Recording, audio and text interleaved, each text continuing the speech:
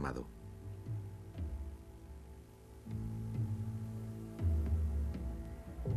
En 1937, el ejército alemán construyó un gran centro de pruebas en Peenemünde, en las orillas del mar Báltico, con Werner von Braun como director técnico. Los planos finales del V2 habían sido completados antes incluso de que hubiese estallado la guerra, y los primeros prototipos volaron en 1942. En el otoño de 1944, las primeras bombas voladoras bombardearon Londres y el sur de Inglaterra. Para cuando terminó la guerra, habían caído más de 1.500 V2.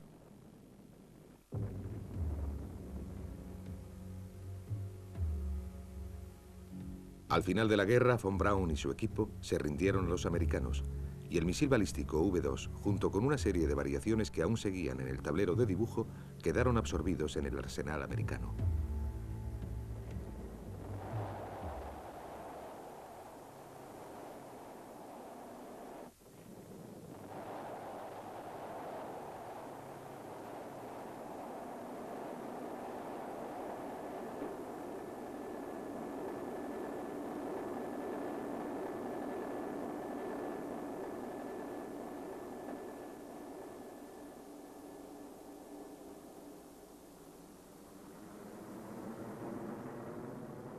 El 6 de agosto de 1945, una sola bomba arrasó Hiroshima y el mundo entró en la era atómica. 3 días después, Nagasaki se enfrentó al mismo destino.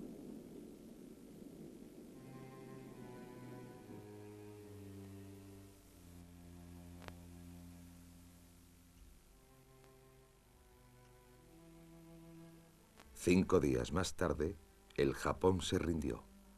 Había sido aplastado por un arma concebida por los científicos que trabajaban mano a mano con los militares.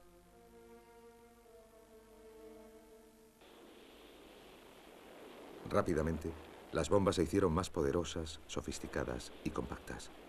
Muy pronto estas bombas eran lanzadas en cohetes cuyo alcance y poder aumentaban constantemente. Después de que los dos misiles de alcance intermedio, el Júpiter y el Redstone, fuesen desarrollados, se presentó el programa Atlas en 1954.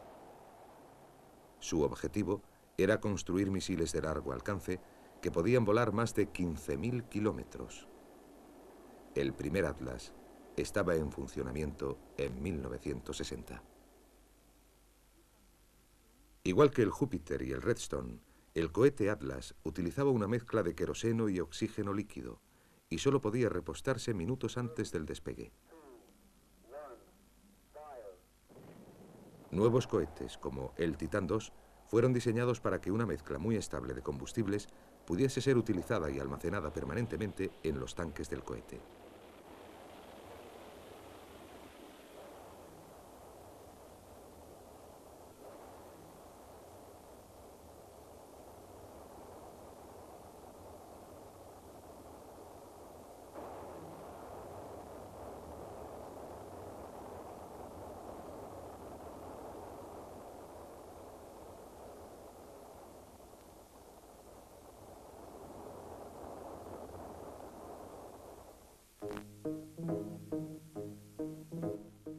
El Minuteman fue aún más lejos. Utilizaba combustibles sólidos que no había que manipular y que podían hacer ignición inmediatamente.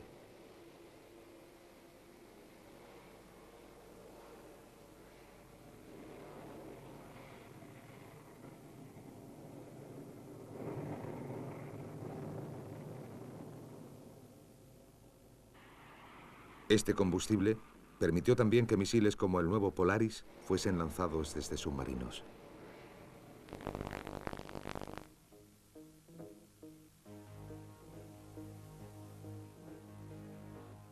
El Polaris fue sustituido por el Trident, que podía transportar hasta 10 cabezas nucleares. Desde los años 60, los misiles han sido constantemente puestos al día.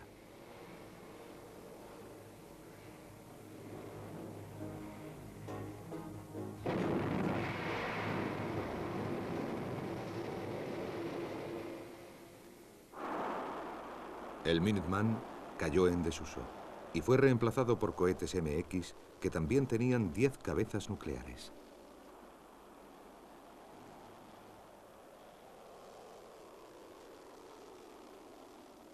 Estos cohetes son tan exactos que pueden caer a unos pocos cientos de metros de sus objetivos predeterminados, después de viajar incluso varios miles de kilómetros.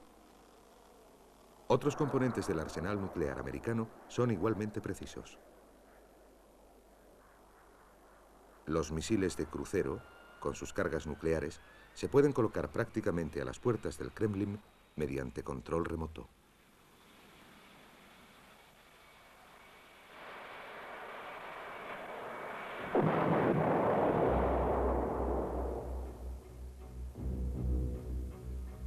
Los Estados Unidos tienen cerca de 11.000 cabezas nucleares, cada una de las cuales puede destruir una pequeña población.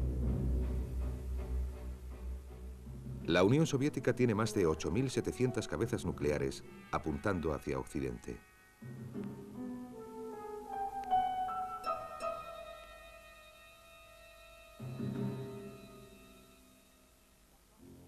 La fuerza de impacto nuclear soviética ha sido desarrollada a lo largo de líneas similares a las americanas. Su desarrollo más lento de la bomba atómica afectó al desarrollo de sus misiles balísticos. Menos sofisticadas que las bombas americanas, las cabezas nucleares soviéticas eran más pesadas y necesitaban de lanzadores más poderosos.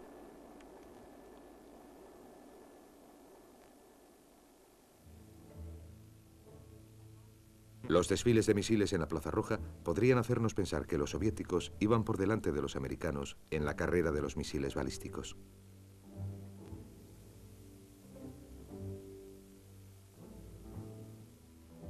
Ahora los expertos están de acuerdo, sin embargo, en que los misiles nucleares soviéticos solo empezaron a ponerse a la altura de los americanos a principios de los años 70.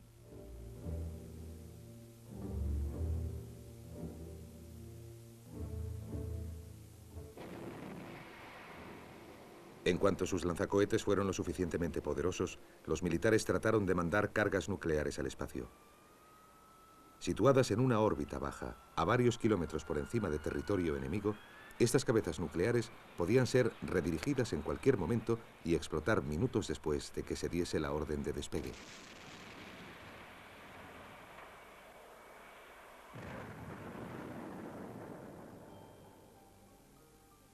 Afortunadamente, esas locuras nos han sido evitadas. En 1967 todos los países firmaron un tratado internacional limitando el uso del espacio a empresas pacíficas. El tratado prohíbe la colocación en el espacio de armas ofensivas.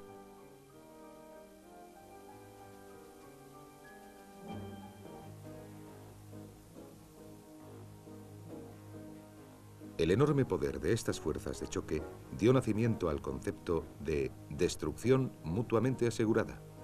Según esta teoría, la paz se mantiene solo porque un conflicto destruiría a todas las partes implicadas. Tal estrategia puede parecer cínica y enormemente cara. Garantiza, sin embargo, un nivel de estabilidad o de paz, limitando la amenaza del apocalipsis. El juego de la negociación no es fácil de jugar, incluso cuando los jugadores están de acuerdo en las bases de un equilibrio nuclear. En septiembre de 1972, Richard Nixon y Leonidas Brezhnev firmaron el Acuerdo de Limitación de Armas, SALT I.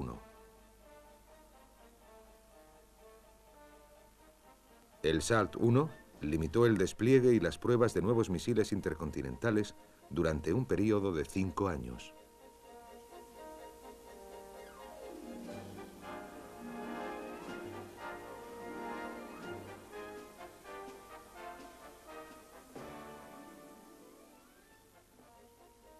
En junio de 1979, el presidente Carter se encontró con Leonidas Brezhnev para negociar el SALT II.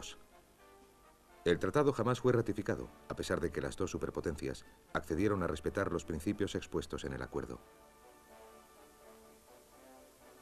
The treaty was really nothing but the legitimizing of an arms race. Este acuerdo tácito se mantuvo hasta el verano de 1986, cuando el presidente Reagan anunció que los Estados Unidos ya no lo respetarían.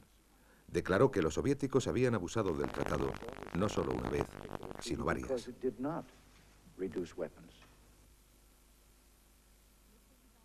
Anunciando la iniciativa estratégica de defensa el 23 de marzo de 1983, el presidente Reagan descompuso el equilibrio de fuerzas que había durado 2 décadas.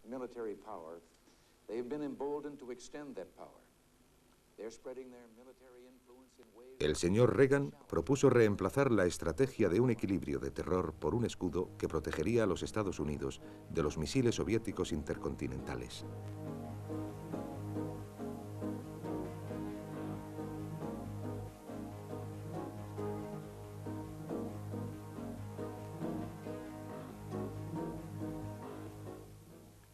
Este enfoque es incompatible con el espíritu de todos los tratados que las superpotencias negociaron durante los últimos 20 años. La SDI, Iniciativa Estratégica de Defensa, marcó los límites de las discusiones entre Reagan y Gorbachov en Ginebra en 1985 y en Reykjavik en 1986. En 1972, los soviéticos y los americanos habían acordado limitar el despliegue de armas antibalísticas. Desarrolladas en los años 60, se suponía que estas armas destruirían las cabezas nucleares antes de que pudiesen caer en picado sobre sus blancos. La primera instalación de este tipo se había montado cerca de Moscú en 1968. Consistía en 64 misiles Galosh en 4 localizaciones. Estaban controlados por un radar que constantemente barría los cielos buscando misiles enemigos.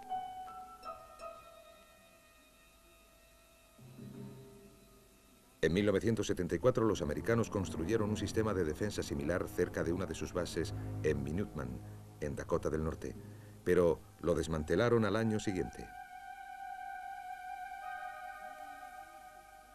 Las primeras pruebas americanas con éxito de un misil antibalístico se realizaron el 10 de junio de 1984. Un Minuteman sin cabeza nuclear fue lanzado hacia el oeste desde la base de Vandenberg, en California. 20 minutos más tarde, un misil interceptor fue lanzado desde el atolón de Kwajalein, en mitad del Océano Pacífico. El sistema infrarrojo de guía del interceptor funcionó perfectamente. El misil enemigo fue alcanzado y destrozado mientras estaba en su fase de vuelo balístico más allá de la atmósfera.